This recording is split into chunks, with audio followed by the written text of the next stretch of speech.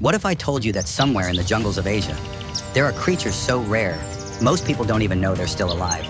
Not dinosaurs, not myths, birds, real, beating hearts with feathers older than empires. Ghosts that have outlived wars, storms, and human greed. From the drowned rainforests of Borneo, to the frozen wetlands of northern China, to the sky temples of the Himalayas, they hide in the shadows of what used to be paradise. Some glow like jewels, some stalk like hunters, some sing only once before fading forever. There are fewer than 500 storms of storks left, a handful of crested ibises, and maybe, if we're lucky, a glimpse of the Philippine eagle, the last emperor of the Asian sky. They are survivors of extinction, whispering reminders that beauty alone can't save you, but resilience might. So buckle in. We're not just watching birds, we're chasing ghosts that refuse to die. This is Rarest Birds of Asia, 20 species you won't believe still exist. And the flight begins now. If you walk deep enough into the swamps of Borneo or Sumatra, past the leeches, the heat, the silence thick as smoke, you might catch a flicker of white and black between the trees, and then nothing.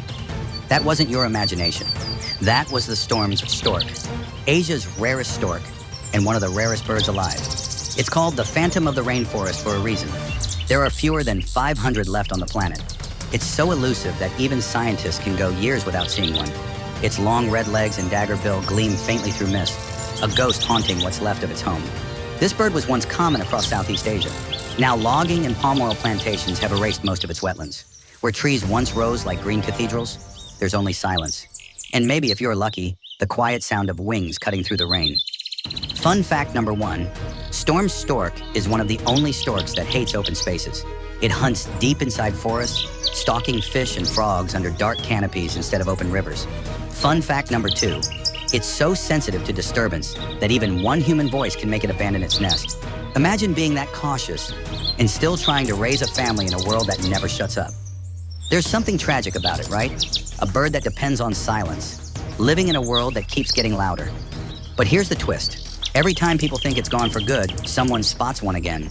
A flash of wings after a storm, a call over a flooded river, like the forest itself refusing to forget. So tell me, if the wild were fading all around you, would you stay and haunt what's left, or vanish quietly into legend? Because the storm's stork made its choice. It stayed, and in the last pockets of Asian rainforest, the phantom still flies. Proof that even ghosts can fight extinction. There's something strange about the way silence sits over an Asian swamp at dawn. The air is still, the mist curls low, and then, out of nowhere, a splash. A shape glides through the water, black as oil, with a single flash of white on its wings. That's no ordinary duck. That's the white-winged duck, a ghost that never left the wetlands. Once these birds ruled the forest pools of India, Myanmar, and Indonesia. Now, fewer than 800 remain. They live in secret, nesting in hollow trees that rise like pillars from flooded forests, hunting in darkness when the world is asleep. Even locals can go their whole lives without seeing one. It's not hiding out of fear. It's hiding because it has nowhere else to go. The white-winged duck is a creature of contradictions. Massive yet silent, powerful yet invisible. Its flight barely disturbs the surface of the water, and when it lands, the forest seems to hold its breath. If the storm stork is the phantom of the treetops, this duck is the ghost that moves below. Fun fact number 1, it's one of the largest duck species in the world. But unlike its loud cousins, it's almost completely mute. Fun fact number 2, scientists call it a forest duck because it refuses to live in open lakes. It prefers hidden pools surrounded by trees where light barely touches the water. Here's the heartbreak. Those very trees are disappearing. Deforestation for timber and farming has cut the swamps into pieces, leaving the ghost with nowhere to hide. Every year, fewer reflections ripple through the dark water. But here's the twist. In a few remote corners of Myanmar and Sumatra, the ghost still stirs. Sometimes when the moon is right, locals say they hear a soft wing beat across the still water, a reminder that the swamp remembers what it once was. So tell me, if your home vanished piece by piece, would you stay behind and haunt the ruins? Because the white-winged duck did, and in that haunted silence, its survival has become its song. Some birds make noise to be seen, others stay silent to survive. And then, there's one that moves through the rivers of Myanmar like a prayer. Calm, patient, eternal. The white-bellied heron. They call it the river monk. And honestly, you'll understand why the moment you see it. Towering, ghost gray, and solemn, it stands motionless by the water, as if it's waiting for time to catch up. Its reflection barely ripples, its stare never wavers. Then, lightning, a flash of its long beak, and a fish disappears. Then silence again. Only around 50 individuals are left in the world. Let that sink in. 50. Fewer than the number of people on your next flight. Once common across India and Southeast Asia, this heron has been erased by dams, mining, and river pollution. The very water it worships has turned against it. But it doesn't complain. It doesn't adapt to the city or the farm. It just keeps standing in the current. A living meditation, a vow of stillness in a world that never stops moving. Fun fact number 1. The white-bellied heron is the second largest heron species on Earth, standing nearly 5 feet tall. Fun fact number 2, it feeds exclusively on river fish, which means when rivers die, so does it. Locals in Bhutan call it a sacred omen. To see one is a blessing, a reminder that patience is its own kind of power. They say it carries the spirit of old rivers, the memory of when the water still sang. But here's the twist. Every few years, someone spots one again in a forgotten valley, a single gray figure against the dawn light. Proof that faith, like water, finds a way. So tell me, when the world you love starts to disappear, do you run or do you stand like the river monk and wait for the current to change? Because maybe endurance isn't about strength, it's about stillness, and the heron has mastered both. There's a certain kind of quiet you only find on old lakes, the kind that feels like memory. If you ever stand by one in northern Myanmar or eastern China, you might see a dark shape drift across the glassy surface, then vanish beneath it without a sound. That's the bear's pochar, the rarest diving duck in Asia, and one of the rarest in the world. Once upon a time, these birds covered lakes and wetlands by the thousands. Today, there might be fewer than 400 left, a handful scattered across muddy ponds and forgotten reservoirs, survivors of a vanishing world. They dive deep for snails, roots, and seeds, staying underwater for half a minute at a time, bobbing up again like ghosts breaking the surface. Black head, white flanks, chestnut neck. Their colors catch the last light of sunset like wet bronze. Beautiful, yes, but beauty has never been enough to save anything. Fun fact number 1, bears' pochards migrate thousands of miles across Asia, but no one knows exactly where they all go. Entire populations disappear each year, only to reappear halfway across the continent. It's like they're trying to stay forgotten. Fun fact number 2, their decline happened almost overnight. In just 2 decades, polluted wetlands, hunting, and fish farming wiped out nearly all of their breeding grounds. Now, scientists describe their survival as a mystery and a miracle. There's something haunting about that, isn't there? A bird that lives by diving into darkness, now lost in the depths of its own extinction. But here's the twist. They're fighting back. In a few protected wetlands of Myanmar and Bangladesh, locals are restoring ponds, planting reeds, and watching as, one by one, the divers return. So tell me, if you'd sunk that far into silence, would you still swim back toward the light? Because the bear's pochar does, and maybe that's what makes it rare. Not just the numbers, but the refusal to give up the surface. If you ever stand where river meets sea, in that quiet place between salt and silt, you might see a shadow taller than a man, a shape still as driftwood until it moves. That's the great-billed heron, the silent giant of Asia's coastal wetlands. Longer than your arm span, with a bill like a spear and eyes that never blink, it waits. It's not in a hurry. Time moves differently when you've survived millennia unchanged. From the mangroves of Myanmar to the deltas of Indonesia, it rules the tide pools like an old god, hunting alone at dawn, its reflection merging with the clouds above. But while it looks eternal, its kingdom is shrinking fast. The tides are rising, the coastlines are vanishing, and the heron, patient as always, is running out of places to stand. Fun fact number 1, the great-billed heron is the tallest heron in Asia, standing over 5 feet and can strike fish with such precision that locals call it the fisherman that never misses. Fun fact number 2, unlike most herons, it prefers solitude. You'll almost never see two together, unless it's mating season, when even gods come down to meet their equals. In old maritime folklore, sailors believed seeing one before a voyage meant safe return, a blessing from the spirit of the estuary. And maybe they weren't wrong, because every time the great-billed heron rises in slow motion from the tide, wings unfolding like sails, the world feels calmer for a moment, like the ocean itself paused to breathe. But here's the twist. For a bird that lives between land and sea, its greatest threat now comes from both. Deforestation steals its nesting trees, while polluted water kills the life it hunts. It's not extinction by storm, it's extinction by inches. So tell me, if the ground beneath you kept disappearing, would you keep standing tall or learn to float? Because the great-billed heron chooses neither. It just waits, still, ancient, unstoppable, a statue of patience watching the tide come back one last time. Some kings wear crowns. This one wears a crest of feathers and rules from the clouds. Meet the Philippine eagle, the emperor of the canopy, the largest, rarest, and most powerful forest raptor in all of Asia. With a wingspan over 7 feet and talons that could crush your arm, it doesn't just fly. It commands the air. This bird is so regal it doesn't bother with flocks or followers. It hunts alone, high above the steaming jungles of Mindanao, where only thunder dares to echo. And yet, there are fewer than 400 left in the wild, each one born into a shrinking kingdom. Logging and mining have stripped away the forests that once echoed with their cries. What's left is silence. A silence that feels too heavy for something that used to sound like freedom. But the eagle endures. It builds nests the size of bathtubs on century-old trees, raising a single chick every 2 years. Slow, deliberate, patient. Because real empires aren't built fast. They're built to last. Fun fact number 1. The Philippine eagle is strong enough to snatch a flying lemur mid-air, a true aerial predator born for dense jungle. Fun fact number 2. It's the national bird of the Philippines, a living symbol of pride, resilience, and the wild soul of the archipelago. Locals call it Haring Ibon, the bird king. And when you see one perch high above the mist, crest raised like a warrior's crown, you understand why. But here's the twist. For all its power, it depends completely on trees. No forest, no throne. No throne, no king.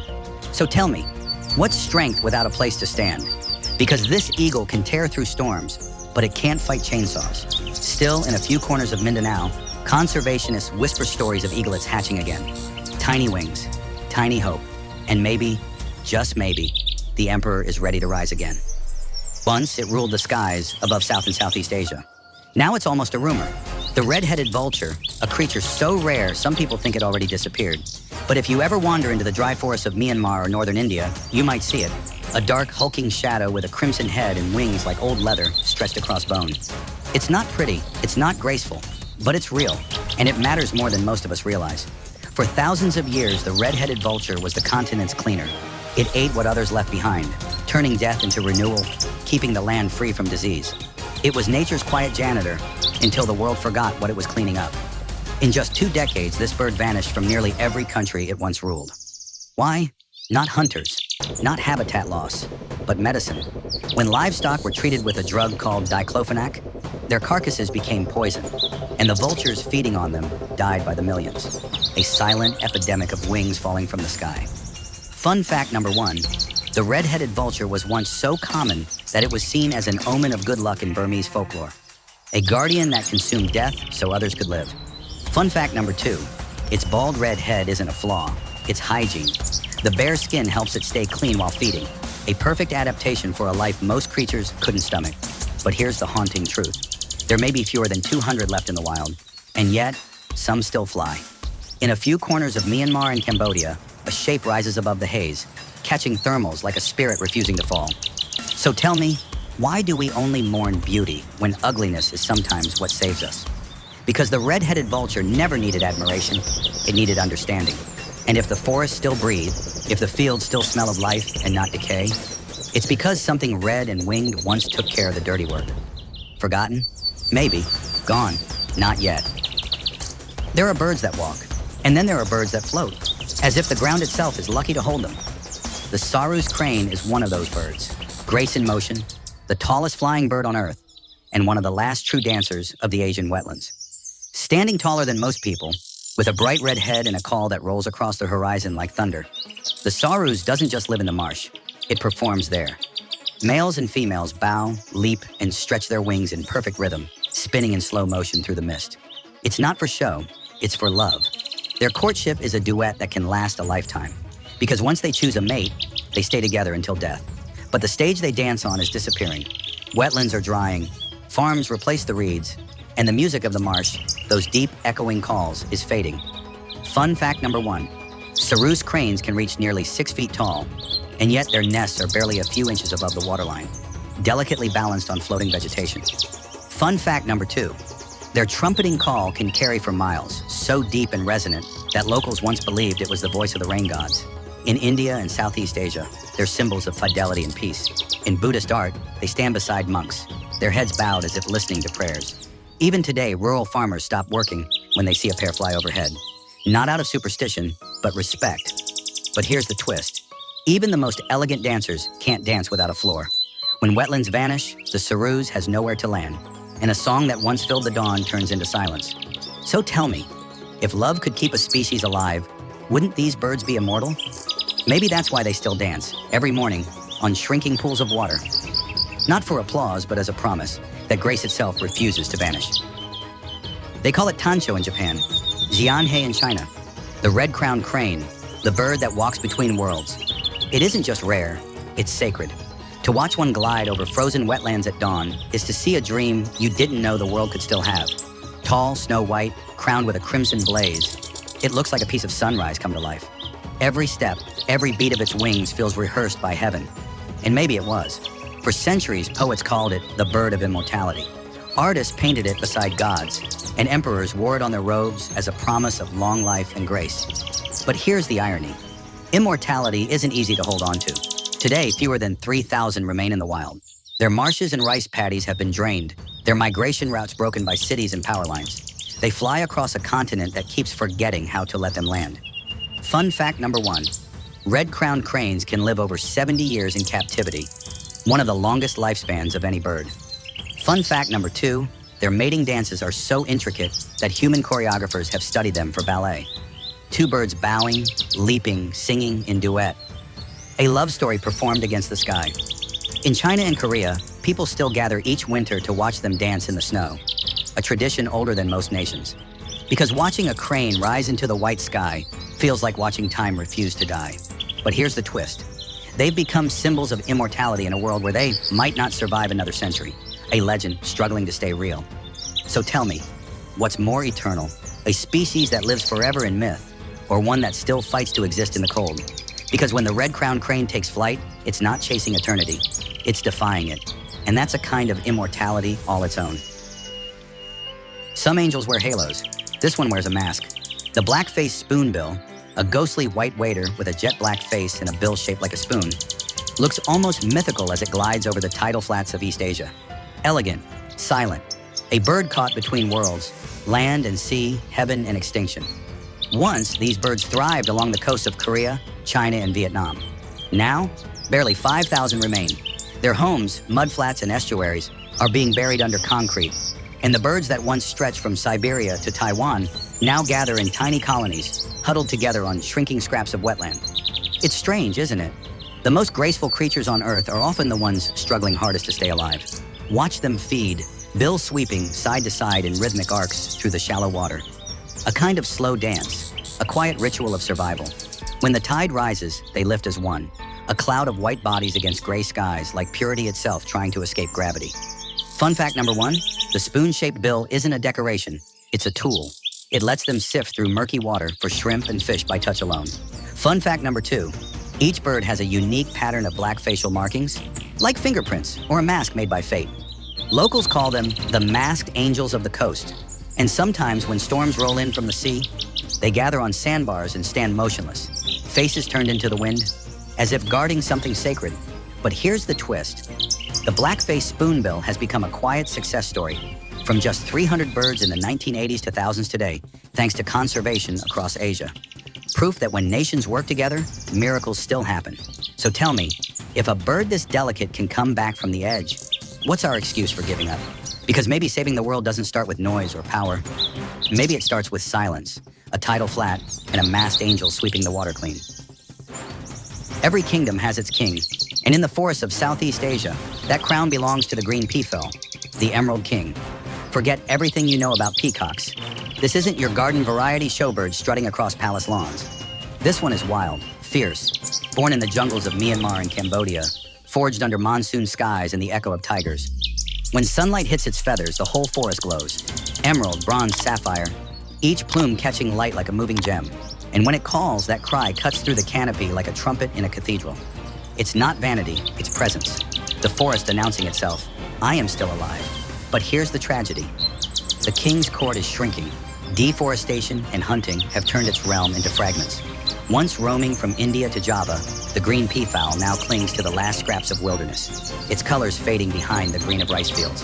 Fun fact number 1, The male green peafowl's train can reach over 2 meters long, but unlike its cousin, the Indian peacock, it keeps its crest erect even in flight, because real kings don't drop their crowns.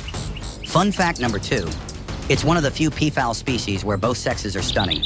Males shine with metallic hues, females shimmer in jade and gold. Royalty doesn't discriminate. In ancient Burmese lore, the peafowl was the bird of the sun, a messenger of glory and rebirth. Even the Buddha, they say, once chose it as his symbol of compassion and beauty. But here's the twist. Beauty can be a curse. Its feathers, hunted for centuries, became trophies of power. And yet the green peafowl never stopped calling, its cry echoing through forests that no longer answer back. So tell me, if your beauty was the very thing that doomed you, would you hide it or flaunt it till the end? Because the Emerald King never bowed. Even as its empire burns, it spreads its wings one more time, and the jungle remembers what majesty sounds like. If the sun ever decided to take bird form, it would look like this. The golden pheasant, a living flame wandering through the misty mountains of central China, isn't just beautiful, it's unbelievable. Crimson body, golden crest, a tail like molten bronze. When it moves through the bamboo, it doesn't walk, it glows. Locals call it jinji, the golden chicken, but there's nothing ordinary about it. This bird looks like it stepped straight out of a painting, and maybe it did. For centuries, it's been a symbol of luck, power, and divine light. In Chinese legend, it was said to follow the phoenix, as if even myth needed a companion. But here's the funny thing. For all its color and fame, the golden pheasant is rarely seen in the wild. It hides in the shadows of its own legend, nesting deep in mountain forests where humans seldom go. It doesn't flaunt itself. It lets the world come looking. Fun fact number 1, males use their dazzling feathers to perform cape displays, fanning their golden collars around the head like a fiery halo to impress females. Fun fact number 2, despite its radiant looks, it's surprisingly clumsy in flight, more likely to sprint through the forest floor than soar through the sky. Guess even beauty has bad cardio days. But here's the twist. Outside China, you can find colonies of golden pheasants thriving in captivity, in gardens and estates across Europe. They've survived, but their wild cousins, almost gone. A paradox, immortal in art, fragile in reality. So tell me, would you rather be admired forever as a symbol, or live unseen, just to stay free? Because the golden pheasant never asked to be a legend. It just wanted to burn bright, one flash of color in the quiet forest. Proof that even in the grayest corners of the world, the fire still flickers. Some birds dazzle you with color, others with mystery. The gray peacock pheasant doesn't shout for attention, it whispers, a quiet shimmer in the half-light of the forest, a living shadow traced in silver and violet. Deep in the jungles of Myanmar and northern Thailand, this bird glides like smoke between bamboo stalks. Its plumage, soft gray dusted with iridescent eye spots of turquoise, looks like starlight scattered across stone. And when it spreads its tail, the forest stops breathing for a moment. It's not showy like its cousin, the green peafowl. No blazing colors, no crown, just elegance, restraint, and the kind of beauty you only notice when you pause. Once revered in royal courts and Buddhist temples, the gray peacock pheasant was called the hidden jewel of the forest. Its feathers symbolized wisdom and inner grace, a reminder that true beauty doesn't need to beg to be seen. Fun fact number 1, males perform slow, hypnotic dances during courtship, bowing low, fanning their tails in circles, their eye spots glowing like embers in the dark. Fun fact number 2, their feathers were so prized in ancient times that they adorned ceremonial robes and palace thrones, a status symbol born from silence. But here's the irony. In a world obsessed with noise and color, this quiet beauty is vanishing. Logging and hunting have erased much of its habitat, and now its dance plays out in smaller and smaller corners of forest. Still, it remains unseen by most. Not because it's gone, but because we stopped looking for things that don't scream for attention. So tell me, if your brilliance was subtle, would you still dare to shine in a world that worships spectacle? Because the gray peacock pheasant doesn't need applause. It moves through the shadows, each step a quiet declaration. Some jewels are meant to be felt, not flaunted. And in the hush of the bamboo grove, the hidden jewel still gleams.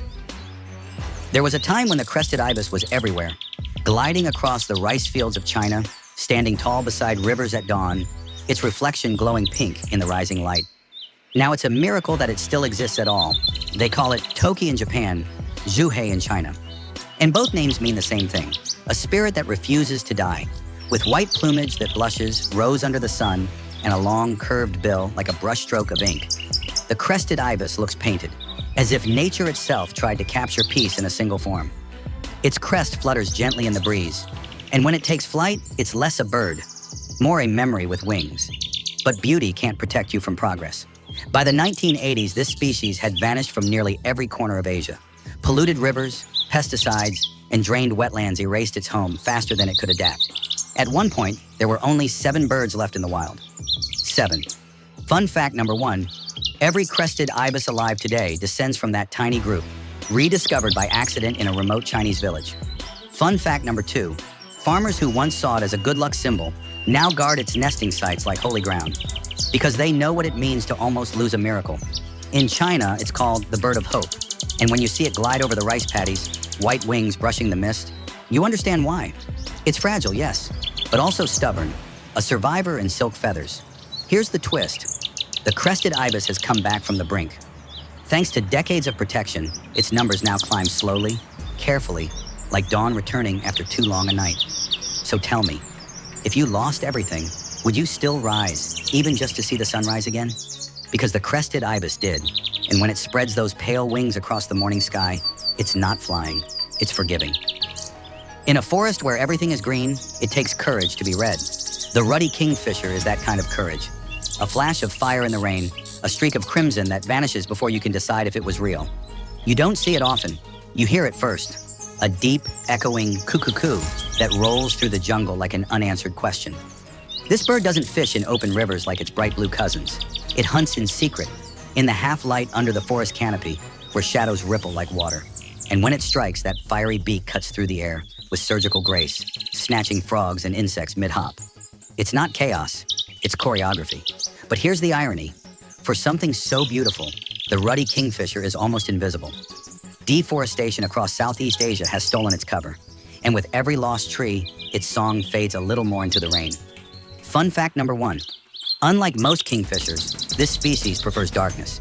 It hunts under shade so thick, sunlight feels like an intruder. Fun fact number 2, in Japan, it's called akashobin, the bird of summer storms, because it only appears when thunder is near, a red omen wrapped in wings. There's a kind of poetry to that, isn't there? A bird that brings rain and silence in the same breath.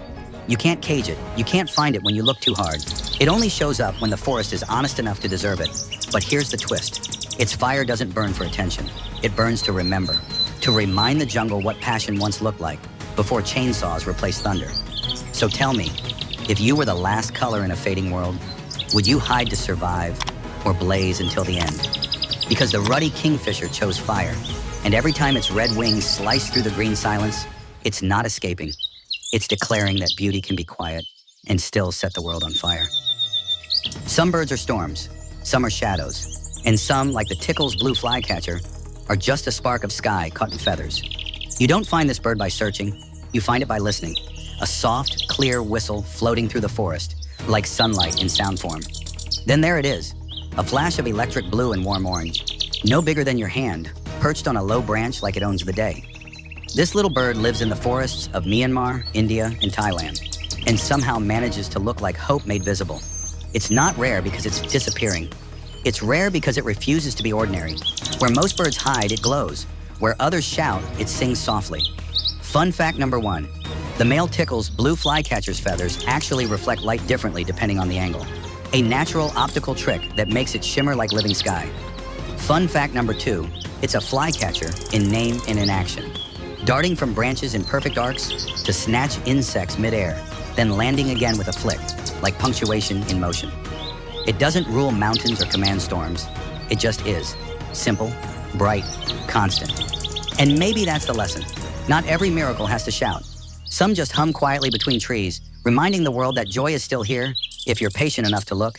But here's the twist. Even small beauty depends on big balance. As forests fall silent across Asia, the flycatcher's song fades with them. Its spark is only as strong as the sky it lives under. So tell me, in a world full of noise, could you still hear something small, something honest, something that sings only for the sake of singing? Because the tickle's blue flycatcher doesn't ask for applause. It just keeps shining, a tiny blue ember burning in green shadows. A promise that even the smallest wings can carry light. If you've ever walked through a wetland at sunrise, you know that sound travels differently there. Every ripple, every rustle feels alive. And somewhere in that quiet chorus, you'll hear a voice that sounds like laughter hiding in the grass. That's the chestnut-capped babbler, the little wanderer of the reeds. It's not flashy, no shining blues or emerald crowns here. Just soft brown feathers, a rusty red cap, and a spirit that never stops moving. While bigger birds soar or hunt, the babbler hops, weaves, and darts through tall grass, a streak of life in a place most creatures overlook.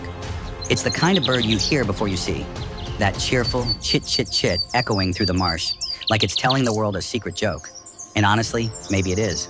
Because while other species vanish into extinction lists, the babbler keeps adapting, quietly, cleverly, persistently. Fun fact number 1, chestnut-capped babblers live in small, noisy groups. Family bands that stay together, chattering constantly like feathered gossip circles. Fun fact number 2, they build dome-shaped nests low in the reeds, woven so tight that even monsoon rain can't seep through. Engineering, courtesy of evolution. But here's the beauty. This bird doesn't live in untouched wilderness. It thrives in the in-between. Places half wild, half human. Irrigation ditches, rice paddies, overgrown ponds. Everywhere the world forgot to look, the babbler built a home. And maybe there's something poetic about that. In an age where we mourn what's lost, this tiny creature finds comfort in what remains. So tell me, if the world you love started to change beyond recognition, would you fight it or find a way to sing in the new rhythm? Because the chestnut-capped babbler doesn't complain. It just keeps wandering the reeds, whispering to the wind, turning every patch of grass into a reminder that resilience can sound a lot like joy. Some birds are known for their looks. This one, for its voice. The white-throated babbler is proof that even in the thickest undergrowth, music finds a way. You won't see it at first. It hides low among shrubs and bushes, brown and plain as dust.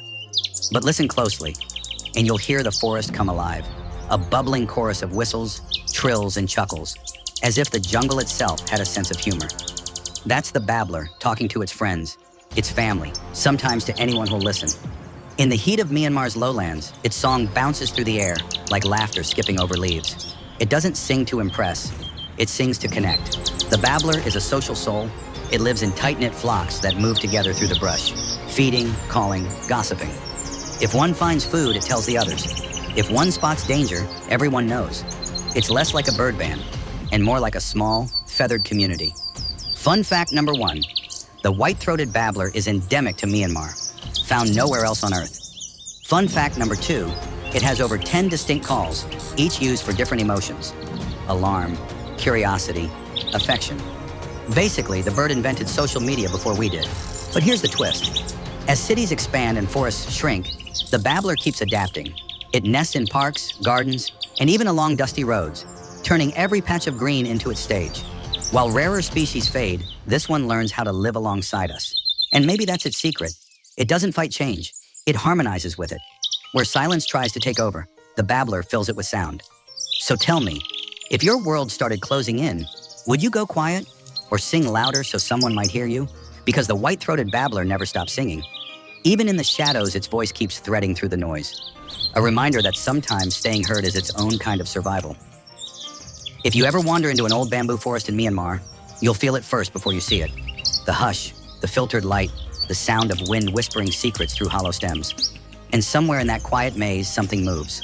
A soft flutter, a curious gaze behind the green. That's the spot-breasted parrotbill, the ghost of the bamboo. With a stubby, curved beak like a tiny parrot and feathers the color of mist and sunlight, this bird is built for invisibility. It slips through the reeds and bamboo clusters so smoothly, you'd swear it was the forest itself breathing. It doesn't call often, but when it does, the sound is low and mellow. Half chirp, half echo, like bamboo sighing after rain. It's not famous, it's not flashy, but it's perfect. A creature evolved for a world most of us never notice. Fun fact number 1, that thick, parrot-like beak isn't just cute, it's powerful. It lets the bird crush tough bamboo seeds and pods that other species can't touch. Fun fact number 2, spot-breasted parrotbills live in tight family flocks, sliding through the undergrowth in a coordinated ballet of movement, so synchronized they seem like a single organism made of feathers and patience. But here's the quiet heartbreak. As bamboo forests disappear, so does the ghost. It doesn't migrate. It doesn't adapt to cities. When the bamboo falls, it simply fades. Still, locals say if you walk gently, if you breathe with the rhythm of the forest, you might catch a glimpse. A round head tilting, a curious stare from behind a green wall. A spirit checking to see if you still belong here. So tell me, If your home could vanish with one swing of an axe, would you stay hidden or let the world know you were still alive? Because the spot-breasted parrotbill doesn't haunt its forest out of fear. It stays because it is the forest, a living whisper reminding us that silence too can have wings. Some birds rule the sky, some rule the forest, and some just endure. The Burmese collared dove is one of those quiet survivors. Not flashy, not famous, but stubborn in the gentlest way possible. You've seen doves before, but not like this one. This bird carries sunlight in its eyes, deep golden irises that catch the dawn like drops of honey. When it coos, it's soft, almost hesitant, a sound you feel more than hear. A heartbeat with wings. It lives where life shouldn't be easy. Dry plains, scattered villages, dusty farmlands. While rarer species flee shrinking forests, this dove stays close, finding peace in what remains. It perches on telephone wires, roofs, even broken branches by the roadside, turning ordinary places into sanctuaries. Fun fact number 1, the Burmese collared dove is found only in Myanmar. It's endemic, a bird that belongs to no other sky. Fun fact number 2, it thrives near people but never depends on them, foraging alone at dawn, bathing in puddles after rain, building simple nests where it can. It's independence disguised as humility, and maybe that's the beauty of it. In a century where extinction stories fill the headlines, the dove reminds us that quiet persistence still wins sometimes. Not through strength, but through patience. Through showing up, every sunrise, every season, and singing, no matter how small your song sounds. But here's the deeper truth. The Burmese collared dove isn't just surviving, it's adapting. Living proof that life always finds a rhythm, even when the music changes. So tell me, in a world obsessed with the rare and the radiant, could you love something simply because it lasts? Because this dove doesn't seek legends or crowns. It asks for nothing, gives everything, and still manages to make the silence beautiful. Maybe that's how all stories should end. Not with triumph, not with tragedy, but with a quiet voice in the distance reminding us that survival too can be sacred. And so, our journey through Asia's rarest skies comes to an end. From the fiery crown of the Golden Pheasant to the silent vigil of the storm Stork, we've met ghosts, kings, wanderers, and miracles that refuse to die. Each of these 20 birds tells the same story of survival, beauty, and balance. A story written not in ink, but in feathers, wind, and time. They remind us that rarity isn't weakness, it's resistance. That even in a world where forests fall and rivers grow quiet, something wild still sings. Maybe the point isn't to save every bird. Maybe it's to remember what their songs mean, to stay humble, to listen, to keep the sky wide enough for more than just ourselves. So the next time you hear a flutter in the silence, look up. It might not be a legend, it might just be a survivor writing the last verse of a story that still, miraculously, breathes.